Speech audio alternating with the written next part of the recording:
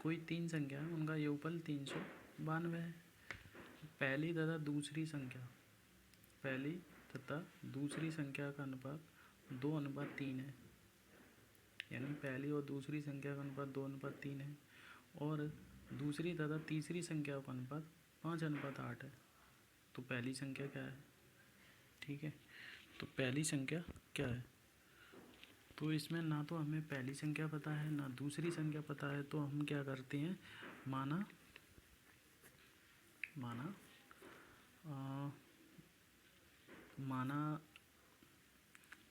पहली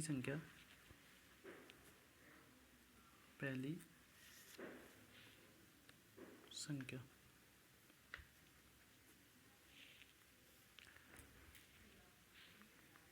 वो है दूसरी संख्या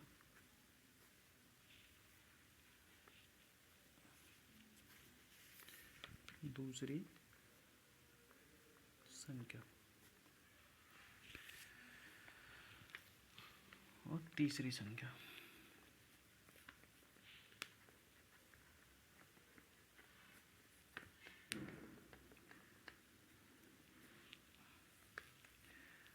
हमने मान ली पहली ए, दूसरी बी और तीसरी सी, यानी ए बी सी मान ली हमने। ठीक है,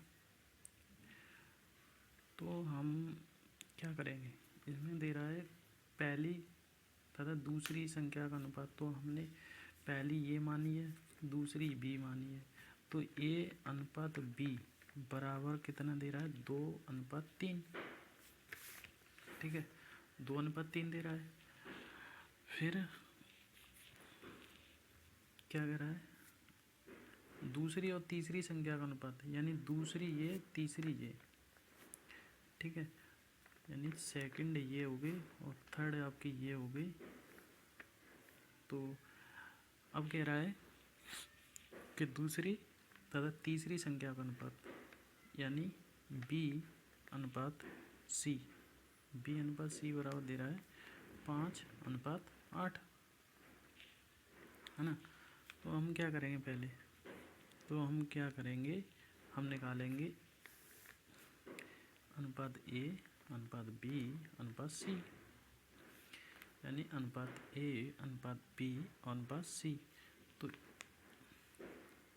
ठीक है, इसका मल्टीप्लाई इसमें करेंगे तो ये आपका 10। ठीक है, फिर इसका इसमें, यानी इसका इसमें और इसका इसमें, ये हो गया आपका 15। ठीक है, और इसका मल्टीप्लाई करेंगे आप इससे, पहले इससे, इसका इससे, इसका इससे, तो ये आपका हो गया 24। तो अनुपात हमारा कितना आ गया, 10:15:24। ठीक है, अगर हम अनुपातिक जोड़, यानी हम अनुपातिक योग करेंगे इनका, तो हो जाएगा आपका 10 + 15 + 24। ठीक है, 10 + 15 + 24 बराबर 49। तो पहली संख्या निकालने के लिए क्या करेंगे, पहली संख्या के लिए, पहली संख्या ही तो पूछ रहा है, इसमें पहली संख्या ही पूछ रहा है, पहली संख्या क्या है, तो पहली संख्या निकालने के लिए हम क्या करेंगे, पहली संख्या हमारी क्या थी, ए मानी थी हमने, ए पहली। तो ए बराबर कितना आया हमारा, ए बराबर कितना आया था, ए बराबर ये था ABC, यानी तीनों का अनुपात। तो ए का मान हमारा कितना था, 10। ठीक है, 10 मान था, और 8 मल्टीप्लाई में, तो ये आपका हो गया 80। ठीक है, 80 हो गया। तो यही आपका क्या हो गया आंसर, यानी ये हो गया आपका अनुपातिक जो योग हो गया, वो हो गया 49।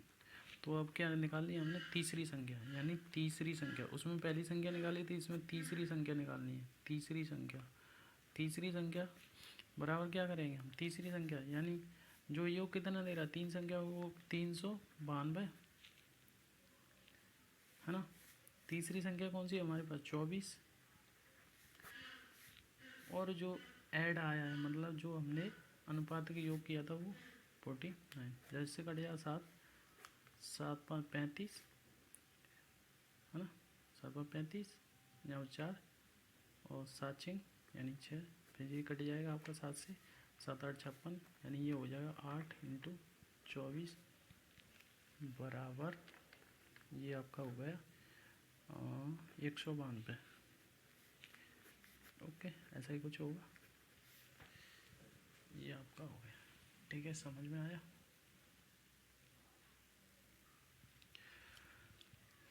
इसमें कह रहा है कि शून्य क्या है। शून्य जो संख्या है वो क्या है, सम संख्या है या विषम संख्या है, या ए बी यानी सम और विषम संख्या है, या कोई नहीं।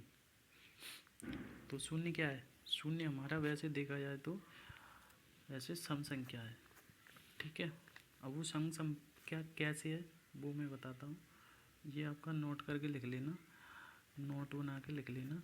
जैसे प्रत्येक जो विषम संख्या होती है, विषम संख्या के अग्रवर्ती यानी विषम संख्या की जो आगे वाली संख्या, वो है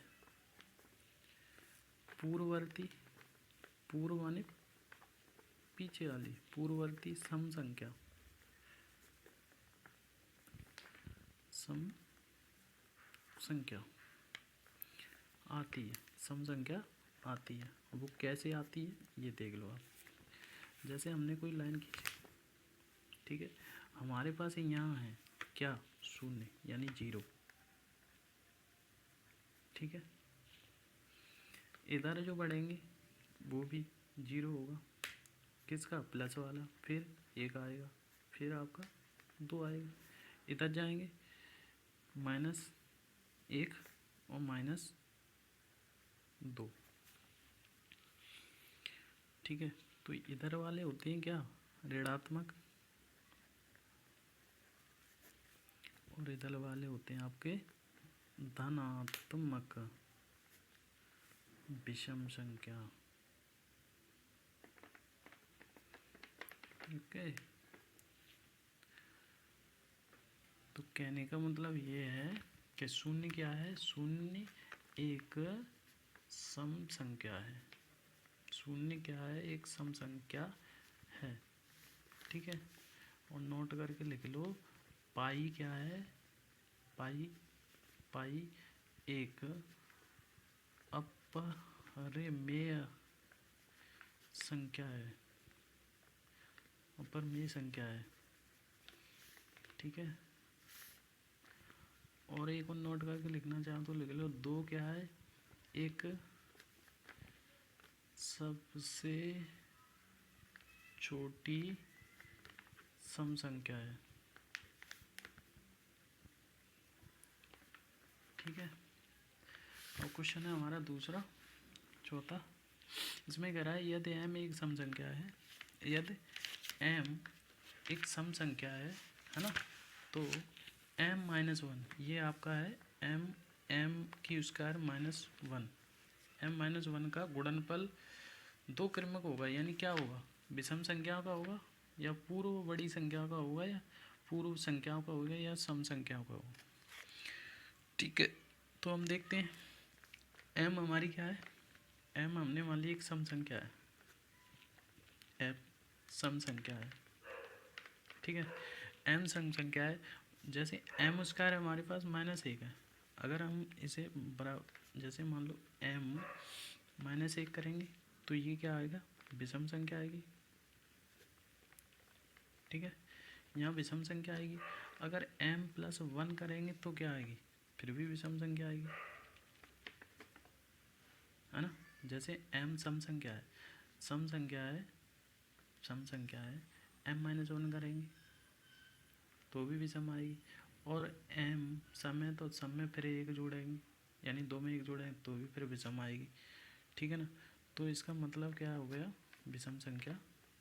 तो ये अभी आपकी विषम संख्या, तो ये आपका होगा विषम संख्या होगा, यानी m, यदि m एक सम संख्या है, अगर m एक सम संख्या है तो m स्क्वायर माइनस 1 का गुणनफल दो क्रमिक संख्या क्या कहलाता है, दो क्रमिक संख्या, यानी दो क्रमिक संख्या एक, यानी जोड़, एक हमें जोड़ना और एक हमें घटाना, या दो क्रमिक संख्या, तो दो क्रमिक संख्याओं क्या होगा, विषम संख्याओं, विषम संख्या हो जाएगा, ठीक है, विषम संख्या। अब देखते हैं ये आपका क्वेश्चन है, दो क्रमागत सम संख्याओं के वर्गों का योगफल कितना है, 20 है।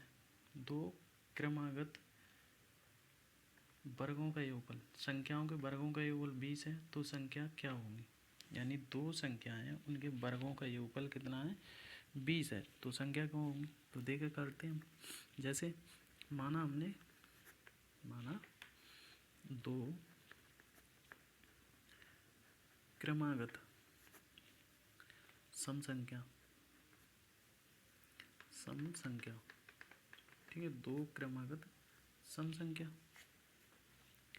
संख्याएं क्या मान ली हमने, एक तो x मान ली, दूसरी क्या मानी हमने, दूसरी आपकी मान ली x+2, क्योंकि ये सम संख्या है, यानी सम संख्या है, यानी एक x+2, ठीक है, दो हो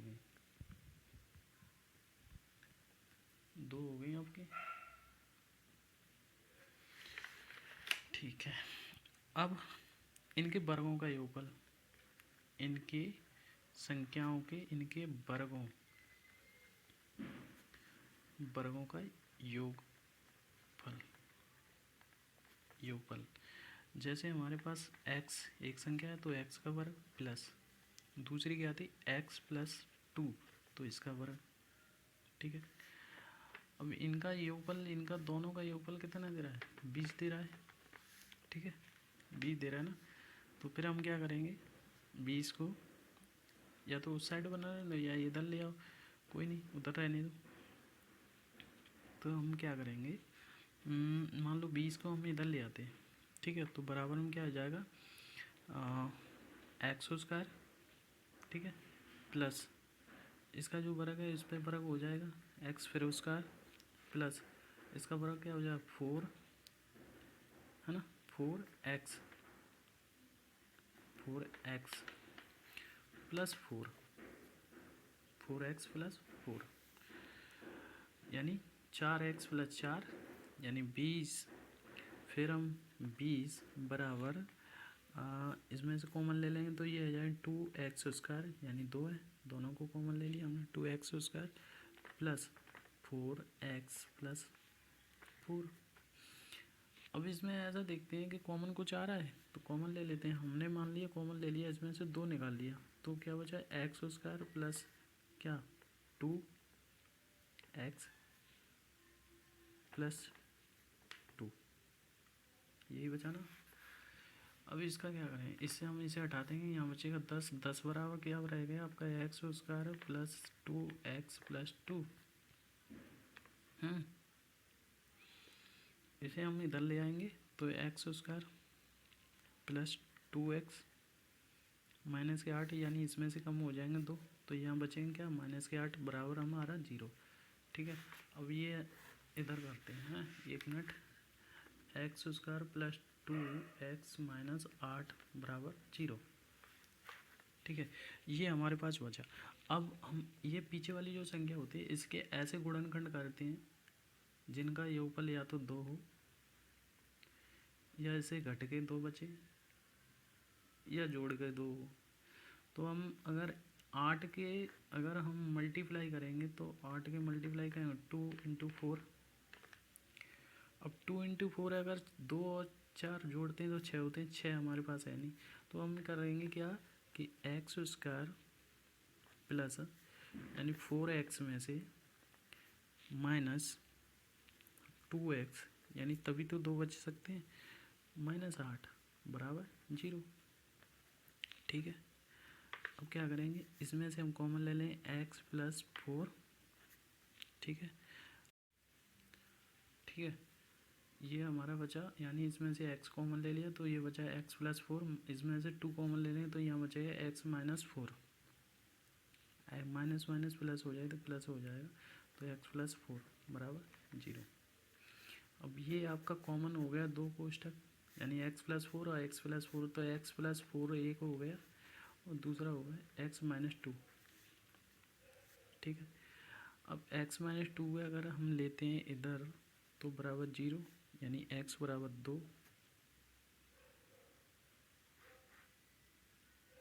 x बराबर 2, ठीक है, x बराबर 2 आ गया।